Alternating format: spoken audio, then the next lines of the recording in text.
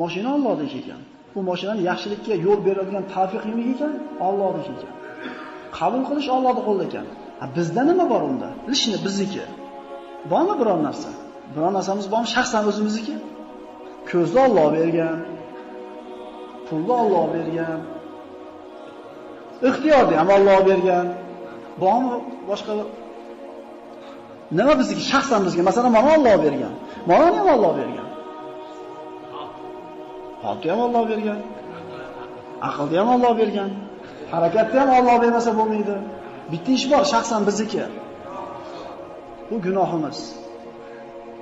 Gunohni Alloh bermaydi, biz o'zimiz qilamiz. Xo'p, bizdagi hamma yo'q Allohniki ekan. Bizdagi narsa bilan kerilish mumkin emas ekan. Nimamiz bizniki ekan?